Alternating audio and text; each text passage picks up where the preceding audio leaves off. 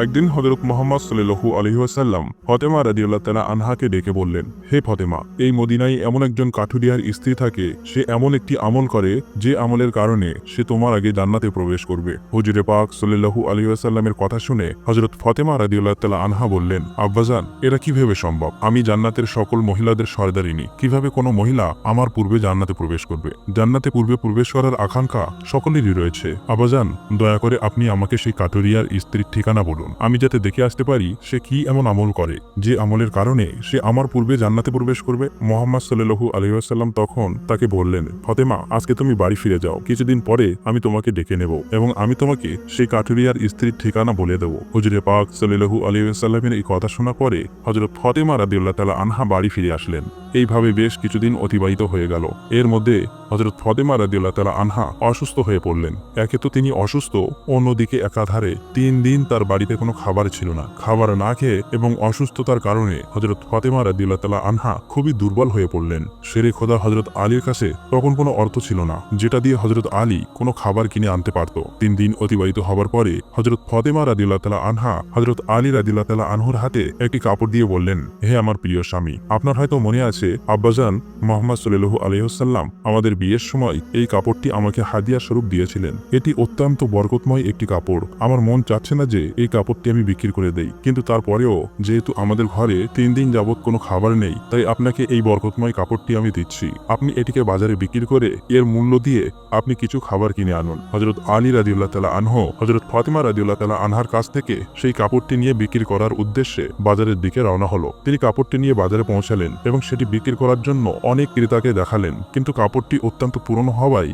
সেটি কেনার জন্য কেউ আগ্রহ ছিল না। এই কারণে হযরত আলী রাদিয়াল্লাহু তাআলা আনহু অত্যন্ত নিরাশ হয়ে পড়লেন। তখন তিনি আল্লাহ রাব্বুল আলামিনের দরবারে ফরিয়াদ করলেন, হে রাব্বুল আলামিন, এই কাপড়টি অত্যন্ত পুরাতন, তাই এটিকে কেনার জন্য কোনো ক্রেতা আগ্রহ দেখাচ্ছে না। আজ 3 দিন যাবত নবীজি সাল্লাল্লাহু আলাইহি ওয়াসাল্লামের কলিজার টুকরো হযরত ফাতেমা রাদিয়াল্লাহু তাআলা আনহা ও হাসান হোসাইন না খেয়ে আছে। রব্বুল আলামিন, আজকে যদি আমি এই কাপড়টি বাজারে বিক্রি করে এর মূল্য দিয়ে খাবার কিনে বাড়িতে যদি না যেতে পারি, তাহলে আজকেও তাদেরকে না খেয়ে থাকতে হবে। আপনি এই কাপড়টি কেনার জন্য একজন ক্রেতার ব্যবস্থা করে দিন। শেরে খোদা হযরত আলী রাদিয়াল্লাহু তাআলা আনহুর এই দুয়ার পরে একজন ক্রেতা আগমন করলো এবং সে তাকে প্রশ্ন করলো, আলী, তুমি কি এই কাপড়টি বিক্রি করতে চাও? আলী রাদিয়াল্লাহু তাআলা আনহু বললেন, জনাব, আমি তো এই কাপড়টি বিক্রি করার জন্যই বাজারে নিয়ে এসেছি। তখন সে বলল, কি পরিমাণ অর্থ দিলে তুমি এই কাপড়টি বিক্রি করবে? শেরে খোদা হযরত আলী রাদিয়াল্লাহু তাআলা আনহু জানতেন এই কাপড়টি অত্যন্ত পুরাতন, এর মূল্য সর্বোচ্চ 1 দিরহাম কিংবা 2 দিরহাম হতে পারে। তাই তিনি কোনো দাম না চেয়ে বললেন, জনাব, আপনার যা মর্জি তাই প্রদান করুন, আমি নিজ থেকে এই কাপড়টির কোনো দাম চাচ্ছি না। তখন সেই ক্রেতা বলল, আমি 6 দিরহাম দিয়ে এই কাপড়টি ক্রয় করতে চাই, তুমি কি বিক্রি করতে রাজি আছো? হযরত আলী রাদিয়াল্লাহু তাআলা আনহা খুশির সাথে রাজি হয়ে গেলেন এবং বললেন, জনাব, আপনি আমাকে 6 দিরহাম দিয়ে এই কাপড়টি ক্রয় করতে পারেন। এরপর ক্রেতা হযরত আলী রাদিয়াল্লাহু তাআলাকে 6 দিরহাম দিল এবং হযরত আলী রাদিয়াল্লাহু তাআলা আনহু তাকে সেই কাপড়টি হস্তান্তর করলেন। ওদিকে আল্লাহ রাব্বুল আলামিনের একদল ফেরেশতা অন্য আরেকদল ফেরেশতাকে বলতে লাগলো, নবীজি সাল্লাল্লাহু আলাইহি ওয়াসাল্লামের সাহাবীরা অত্যন্ত দানশীল, তারা সুখে দুঃখে সর্ব অবস্থায় দান করে। ফেরেশতাদের এই কথা শুনে অপর একদল ফেরেশতা বলল, আল্লাহর নবীর সাহাবীরা দান করে এটা ঠিক কথা, কিন্তু তারা সুখে দুঃখে সবসময় দান করে না। তাদের হাতে যদি কিছু থাকে তাহলেই তারা দান করে, এবং তাদের হাতে থাকা জিনিসটার প্রয়োজন যদি তাদের নিজেদের থাকে তখন তারা সেই জিনিসটি দান করে না। ফেরেশতাদের এই ঝগড়ার সমাধান করতে আল্লাহ রাব্বুল আলামিন তাদেরকে বললেন, হে আমার ফেরেশতা, তোমরা পরস্পরের মধ্যে ঝগড়া না করে এই বিষয়টি পরীক্ষা করার জন্য শেরে খোদা আলীর কাছে চলে যাও। সে 6 দিরহাম দিয়ে একটি কাপড় বিক্রি করেছে, আর এই 6 দিরহাম তার অত্যন্ত প্রয়োজন। তোমরা আলীর কাছে সেই 6 দিরহাম চেয়ে দেখো সে তোমাদেরকে দেয় কিনা, আর এর মধ্যেই তোমাদের ঝগড়ার সমাধান হয়ে যাবে। আল্লাহ রাব্বুল আলামিনের পক্ষ থেকে এই নির্দেশ লাভের পরে একজন ফেরেশতা ফকির বেশে হযরত আলী রাদিয়াল্লাহু তাআলা আনহুর কাছে আগমন করলেন।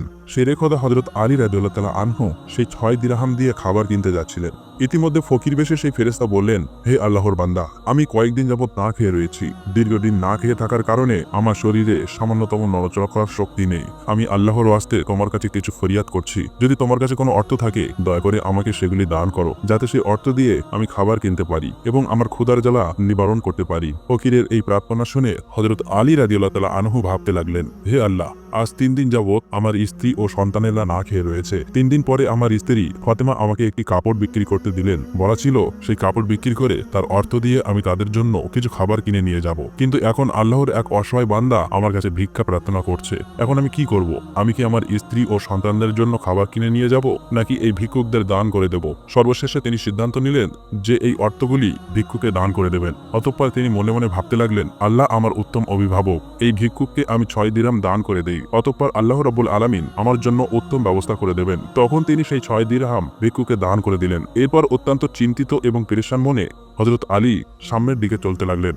ইতিমধ্যে দেখা গেল এক ব্যক্তি হযরত আলী রাদিয়াল্লাহু তাআলা আনহুর কাছে একটি লাল ঘোড়া নিয়ে আসলো এবং সে তাকে বলল, হে শেরেখোদা আলী, আপনি কি আমার কাছ থেকে এই লাল ঘোড়াটি কিনতে চাচ্ছেন? তখন হযরত আলী রাদিয়াল্লাহু তাআলা আনহু বললেন, ভাই, আমি কিভাবে এই ঘোড়াটি আপনার কাছ থেকে কিনবো? আমার হাতে তো কোনো অর্থ নেই। তখন সেই ব্যক্তি বলল, হে শেরেখোদা হযরত আলী, আমি বাকিতে আপনার কাছে এই ঘোড়াটি বিক্রি করব। আপনি এই ঘোড়াটি নিয়ে ব্যবসা করুন, এরপর ব্যবসায় লাভ হলে আমার মূল্য আমাকে চুকিয়ে দেবেন। হযরত আলী রাদিয়াল্লাহু তাআলা আনহু তখন ভাবলেন, যেহেতু বাকিতে তিনি আমাকে এই ঘোড়াটি বিক্রি করতে চাইছে, তাহলে তার নিতে আমার সমস্যা কোথায়? অতঃপর হযরত আলী রাদিয়াল্লাহু তাআলা আনহু বললেন, আপনি কত দিরহামের বিনিময়ে এই ঘোড়াটি বিক্রি করবেন? সেই ব্যক্তিটি বললেন, আমি 100 দিরহামের বিনিময়ে এই ঘোড়াটি আপনার কাছে বিক্রি করলাম। হযরত আলী রাদিয়াল্লাহু তাআলা আনহু সেই ঘোড়াটি 100 দিরহামের বিনিময়ে তার কাছ থেকে কিনে নিল। এরপর ঘোড়াটি বিক্রি করার জন্য বাজারে নিয়ে গেল। হযরত আলী রাদিয়াল্লাহু তাআলা আনহু যখন সেই ঘোড়াটি বিক্রি করার জন্য বাজারে নিয়ে গেলেন, তখন এক ব্যক্তি এসে তাকে জিজ্ঞেস করলেন, হে শেরেখোদা হযরত আলী, আপনি কি এই ঘোড়াটি বিক্রি করতে চান? তখন হযরত আলী রাদিয়াল্লাহু তাআলা আনহু বললেন,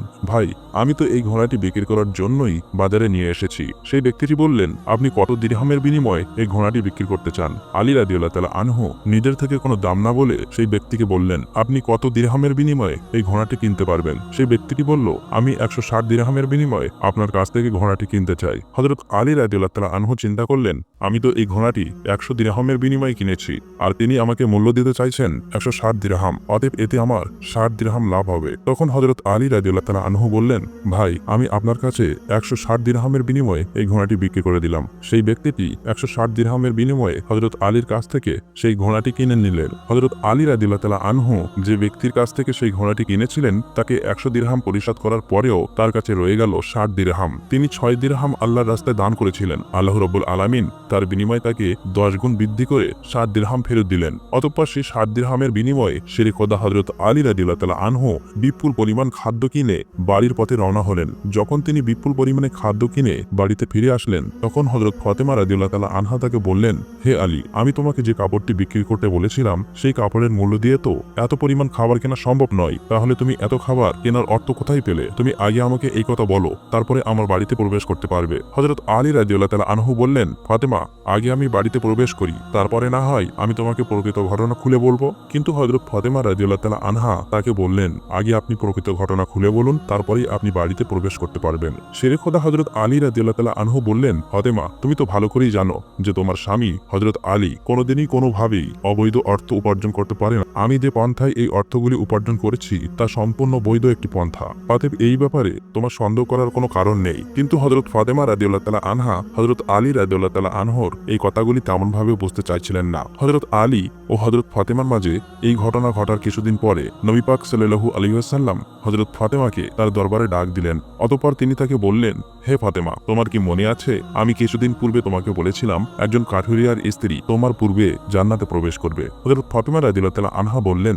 আব্বাজান, অবশ্যই আমার মনে আছে এবং আমি সেই কাঠুরিয়ার স্ত্রীর সঙ্গে সাক্ষাৎ করার জন্য অধীর আগ্রহে ব্যাকুল হয়ে আছি। দয়া করে আপনি আমাকে তার ঠিকানা বলুন, যাতে আমি দেখে আসতে পারি সেই কাঠুরিয়ার স্ত্রী কি এমন আমল করে যার কারণে সে আমার পূর্বে জান্নাতে প্রবেশ করবে। তখন মুহাম্মদ সাল্লাল্লাহু আলাইহি ওয়াসাল্লাম তাকে বললেন, হে ফাতেমা, কোনো এক নির্জন জঙ্গলের মাঝে সেই কাঠুরিয়া ও তার স্ত্রী বসবাস করে, তুমি যাও তার সঙ্গে সাক্ষাৎ করে এসো। রাসূল সাল্লাল্লাহু আলাইহি ওয়াসাল্লামের কাছ থেকে সেই কাঠুরিয়ার স্ত্রীর ঠিকানা পেয়ে হযরত ফাতেমা রাদিয়াল্লাহু তাআলা আনহা তার সাথে সাক্ষাৎ করার জন্য রওনা হলেন। যখন তিনি কাঠুরিয়ার বাড়িতে এসে পৌঁছালেন, তখন হযরত ফাতেমা রাদিয়াল্লাহু তাআলা আনহা সালাম দিয়ে বললেন, বাড়িতে কি কেউ আছেন? আমি নবীর মেয়ে হযরত ফাতেমা বলছি, আমি কি বাড়ির ভিতরে আসতে পারি? বাড়ির ভিতর থেকে আওয়াজ আসলো, আমি পরম সৌভাগ্যবান যে আমার বাড়িতে নবীর মেয়ে হযরত ফাতেমা আগমন করেছেন। হে আল্লাহর নবীর মেয়ে, আপনি বলুন কেন আমার বাড়িতে আগমন করেছেন? তখন হযরত ফাতেমা রাদিয়াল্লাহু তাআলা আনহা বললেন, আমি আপনার সাথে দেখা করতে চাই, দয়া করে আমাকে ভিতরে আসতে দিন। তখন কাঠুরিয়ার স্ত্রী বলল, হে আল্লাহর নবীর মেয়ে, সে জান্নাতের সর্দারিনী, আপনার সাথে দেখা করার একান্ত ইচ্ছা ও আগ্রহ আমার মনেও রয়েছে, কিন্তু তারপরেও আমি আপনাকে ঘরে আসার অনুমতি দিতে পারি না, কেননা এটি আমার স্বামীর ঘর, আর আমি আমার স্বামীকে না বলে কোনো মানুষকেই ঘরে ঢোকার অনুমতি দিতে পারি না। দয়া করে আপনি আগামীকালকে আসবেন। আমি আমার স্বামীর কাছ থেকে আপনার ব্যাপারে অনুমতি নিয়ে রাখবো। যদি আমার স্বামী অনুমতি দান করেন তবেই কেবল আপনাকে ঘরে প্রবেশ করার অনুমতি দিতে পারি। কাঠুরিয়ার স্ত্রীর কাছ থেকে এই কথা শোনার পরে হযরত ফাতেমা রাদিয়াল্লাহু তাআলা আনহা বাড়িতে ফিরে গেলেন। দ্বিতীয় দিন যখন তিনি কাঠুরিয়ার স্ত্রীর সঙ্গে দেখা করার জন্য বাড়ি থেকে বের হবেন, তখন হাসান রাদিয়াল্লাহু তাআলা আনহু তাকে জড়িয়ে ধরে বললেন, আম্মাজান, আপনি কালকে কোথায় গিয়েছিলেন? আপনাকে আমি খুঁজে পাচ্ছিলাম না। আম্মাজান, আপনি যেখানে যাচ্ছেন দয়া করে আমাকেও আপনার সাথে নিন। হযরত ফাতেমা রাদিয়াল্লাহু তাআলা আনহা তখন তার বড় পুত্র হযরত হাসানকে তার সাথে নিলেন। এরপরে তিনি কাঠুরিয়ার স্ত্রীর বাড়িতে পৌঁছে গেলেন। অতঃপর সালাম দিয়ে বললেন, বাড়িতে কি কেউ আছেন? আমি নবীর মেয়ে ফাতেমা বলছি এবং আমার সাথে আমার বড় পুত্র হাসান রয়েছে। আমি কি বাড়ির ভিতরে আসতে পারি? ভিতরে থেকে আওয়াজ দিয়ে কাঠুরিয়ার স্ত্রী বলল, হে নবীর মেয়ে ফাতেমা, আপনার সাথে দেখা করার আগ্রহ আমার মনেও রয়েছে। গতকালকে আমার স্বামীর কাছ থেকে আপনার ব্যাপারে অনুমতি নিয়েছিলাম, কিন্তু আপনার সাথে আপনার যে বড় পুত্র হাসানকে নিয়ে এসেছেন তার ব্যাপারে আমার স্বামীর কাছ থেকে অনুমতি গ্রহণ করিনি। এই কারণে আমি আপনাকে ঘরে প্রবেশ করার অনুমতি দিতে পারি, কিন্তু আপনার পুত্র হাসানকে অনুমতি দিতে পারি না। দয়া করে আপনি আগামীকাল আসবেন। আপনার পুত্র হাসানের ব্যাপারে আমার স্বামীর কাছ থেকে অনুমতি নিয়ে রাখবো। কাঠুরিয়ার স্ত্রীর কাছ থেকে এই কথা শোনার পর হযরত ফাতেমা রাদিয়াল্লাহু তাআলা আনহা আবারও বাড়ি ফিরে গেলেন। পরের দিন আবারও তিনি যখন কাঠুরিয়ার স্ত্রীর সঙ্গে দেখা করার জন্য রওনা করবেন, তখন তার ছোট ছেলে হযরত হুসাইন রাদিয়াল্লাহু তাআলা আনহু তাকে জড়িয়ে ধরে বললেন, আম্মাজান, আপনি 2 দিন ধরে কোথাও যাচ্ছেন, আমি আপনাকে খুঁজে পাচ্ছি না। আজকে আপনি আমাকেও সঙ্গে নিয়ে যান। হযরত ফাতেমা রাদিয়াল্লাহু তাআলা আনহা তখন 2 পুত্র হযরত হাসান ও হুসাইনকে সঙ্গে নিয়ে আবারও সেই কাঠুরিয়ার বাড়িতে গেলেন। বাইরে থেকে তিনি সালাম দিয়ে বললেন, বাড়িতে কি কেউ আছেন? আমি নবীর মেয়ে ফাতেমা বলছি এবং আমার সাথে আমার 2 পুত্র হাসান এবং হোসাইন রয়েছে। বাড়ির ভিতর থেকে কাঠুরিয়ার স্ত্রী আওয়াজ দিয়ে বললেন, মা, হে নবীর মেয়ে ফাতেমা, আপনার সঙ্গে দেখা করার আগ্রহ ও আকাঙ্ক্ষা আমার মনের মধ্যে রয়েছে। গতকালকে আপনার ব্যাপারে এবং আপনার বড় ছেলে হাসানের ব্যাপারে আমার স্বামীর কাছ থেকে অনুমতি নিয়েছি, কিন্তু আপনার ছোট ছেলে হোসাইনের ব্যাপারে আমার স্বামীর কাছ থেকে কোনো অনুমতি গ্রহণ করিনি। দয়া করে আজকেও আপনি ফিরে যান এবং আগামীকালকে আপনি আসবেন। আগামীকালকে আপনাদের 3 জনের ব্যাপারেই আমি অনুমতি গ্রহণ করে রাখবো। কাঠুরিয়ার স্ত্রীর এই কথা শোনার পর হযরত ফাতেমা রাদিয়াল্লাহু তাআলা আনহা আবারও বাড়িতে ফিরে এলেন। পরের দিন ফাতেমা রাদিয়াল্লাহু তাআলা আনহা আবারও সেই কাঠুরিয়ার স্ত্রীর বাড়িতে আসলেন। তখন তাকে কাঠুরিয়ার স্ত্রী ঘরে প্রবেশ করার অনুমতি দিল। হযরত ফাতেমা রাদিয়াল্লাহু তাআলা আনহা ঘরে প্রবেশ করে দেখলো কাঠুরিয়ার স্ত্রী বসে আছে, আর তার সঙ্গে রাখা আছে একটি লাঠি, একটি মোটা দড়ি আর একটি পাত্রে পানি। এগুলি দেখে হযরত ফাতেমা রাদিয়াল্লাহু তাআলা আনহা তাকে জিজ্ঞেস করলেন, আপনি এগুলি নিয়ে বসে আছেন কেন? সারাদিন পরিশ্রম করার পরে যখন আমার স্বামী বাড়িতে ফিরবে তখন হয়তো তার ওযু করার প্রয়োজন হবে অথবা তার পানি পান করার প্রয়োজন হবে। আমি চাই না আমার ক্লান্ত স্বামী পানির জন্য সামান্যতম কষ্ট পাক, যাতে পানির প্রয়োজন হবার সাথে সাথেই আমি তার কাছে পানি পৌঁছে দিতে পারি। এই কারণেই আমি পানি নিয়ে বসে আছি। হযরত ফাতেমা রাদিয়াল্লাহু তাআলা আনহা আবার জিজ্ঞেস করলেন, হে বোন, তাহলে এই লাঠি নিয়ে বসে আছো কেন? তাছাড়া এই দড়ির কি প্রয়োজন? কাঠুরিয়ার স্ত্রী তখন উত্তর দিল, আমার স্বামী যদি কোনো কারণে আমার উপর অসন্তুষ্ট হয় এবং আমাকে শাস্তি দেওয়ার ইচ্ছে করে, তখন তার প্রয়োজন হবে একটি লাঠি এবং আমাকে বেঁধে যাতে শাস্তি দিতে পারে তার জন্য প্রয়োজন হবে একটি দড়ি। আমি চাই না এই জিনিসগুলি খোঁজাখুঁজি করতে গিয়ে আমার স্বামী কোনো রকম কষ্ট হোক, সেই জন্য আমার সামনে এই জিনিসগুলি নিয়ে বসে আছি।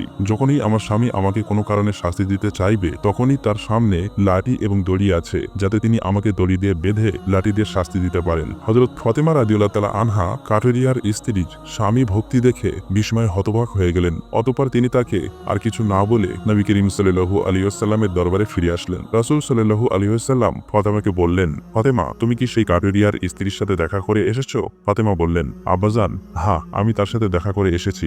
নবী করিম সাল্লাল্লাহু আলাইহি ওয়াসাল্লাম বললেন, তুমি কি দেখেছো? হযরত ফাতেমা রাদিয়াল্লাহু তাআলা আনহা তখন বললেন, সেই মেয়েটি অত্যন্ত স্বামী ভক্ত। তখন মুহাম্মদ সাল্লাল্লাহু আলাইহি ওয়াসাল্লাম বললেন, ফাতেমা, তার কাছ থেকে তোমার শেখার অনেক কিছু রয়েছে। হযরত ফাতেমা রাদিয়াল্লাহু তাআলা আনহা তখন বললেন, আব্বাজান, আমি তার কাছ থেকে কি কি শিক্ষা গ্রহণ করতে পারি এবং সে কিভাবে আমার পূর্বে জান্নাতে যাবে, এই ব্যাপারটি আমাকে বুঝিয়ে বলুন। রাসূল সাল্লাল্লাহু আলাইহি ওয়াসাল্লাম তখন বললেন, হে ফাতেমা, শোনো, তুমি কিছুদিন আগে তোমার স্বামী আলীকে একটি পুরাতন কাপড় বিক্রি করার জন্য দিয়েছিলে। হযরত আলী সেই কাপড় বিক্রি করে তার অর্থ দিয়ে তোমাদের জন্য অনেক খাবার কিনে এনেছিল, কিন্তু তুমি সন্দেহ করেছিলে যে হযরত আলী এগুলি বৈধ পথে উপার্জন করেছে কিনা। এই জন্য তুমি তোমার স্বামীকে ঘরে প্রবেশ করতে দাওনি এবং বিভিন্ন প্রশ্ন করার মাধ্যমে তাকে কষ্ট দিয়েছিলেন। অথচ তুমি জানতে তোমার স্বামী হযরত আলী কোনোদিনই কোনো অবৈধ পথে উপার্জন করে না। হে ফাতেমা, তুমি যখন আলীকে সেই কাপড়টি বিক্রি করার জন্য দিয়েছিলে হযরত আলী তার জন্য কোনো ক্রেতা খুঁজে পাচ্ছিল না। তখন আল্লাহ রাব্বুল আলামিন তার ফেরেশতা মিকাইলকে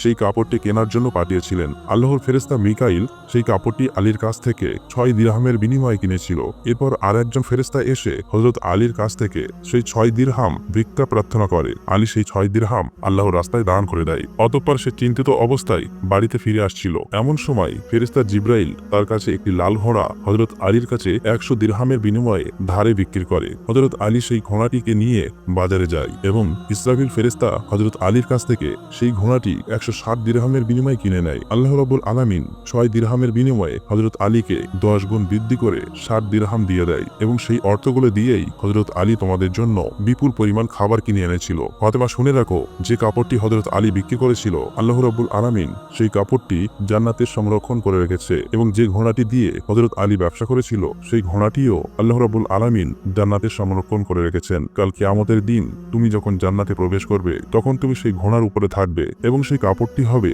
ঘোড়ার লাগাম, আর সেই লাগামটি ধরে থাকবে ওই কাঠুরিয়ার স্ত্রী। লাগামটি ধরে রাখার কারণেই সে তোমার আগে জান্নাতে প্রবেশ করবে এবং তুমি তার পরে জান্নাতে প্রবেশ করবে। কাঠুরিয়ার স্ত্রীর অতুলনীয় স্বামী ভক্তি হলো তার এই মর্যাদা প্রাপ্তি একমাত্রই কারণ।